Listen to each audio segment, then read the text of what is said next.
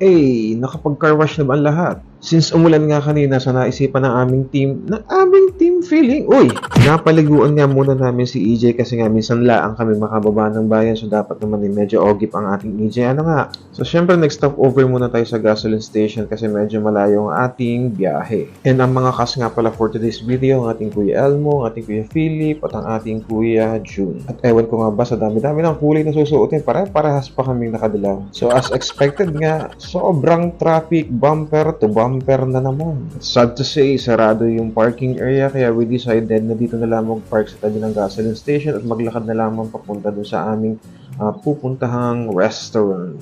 Di mo kaya, mag-restaurant kami for today's video. At sa 11 years ko nga dito sa Jeddah nga ngayon ako nakapaglakad din maganda naman pala yung area. Pero lasa ko ilapot na lapot, sinaga naman may sabi mag-jacket na alam naman na summer na. At ganun pa man, na-enjoy ko naman yung view. Sabi ko nga kay Kuya Elmo, parang ang sarap magdagat sa darating na holiday na ito. At syempre, samahan nyo muna kami kumain dito sa aming suking restaurant dito sa Jeddah, sa Balad. At eto nga pala yung mga in-order namin. Meron tayong pansit, meron tayong bulalo na pampabata, meron tayong sinigang na tanigi at tunay nga makakala mo na naman ng mga taga-baharang arena. Pero sa tunay lang ito ay appetizer pa lamang namin ha. Huwag gayon. Pero wala tayong magagawa kalakas ng ebidensya.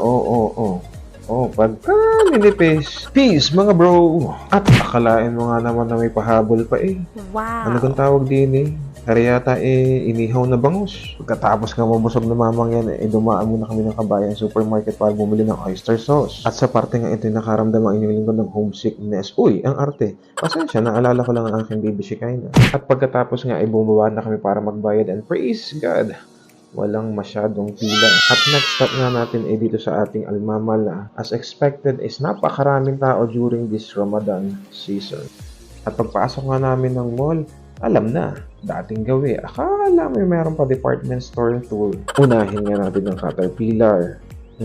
At medyo nga madami nag-aabang sa elevator kaya nag-decide na kayo mag-escalator na lamang pataas. Sunod nga namin pinuntahan itong Franco Martini na sale nga daw yung mga damit sa halagang 15 real lamang.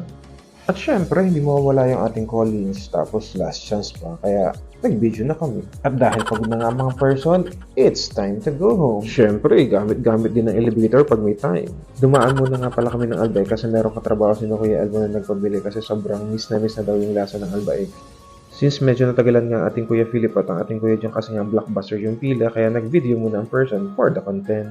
So time check nga, it's already 2 AM in the morning so medyo late na nga kami nakauwi pero okay lang, minsan lang naman kami makababa. Kaya we always make sure na worth it yung aming puyat, yung aming pagod. Walang ganun. So ito nga pala yung isa sa pinakamalaking stadium here in Jeddah, Saudi Arabia. So paano? Hanggang dito na lang muna guys. See you in our next video. Thank you and God bless.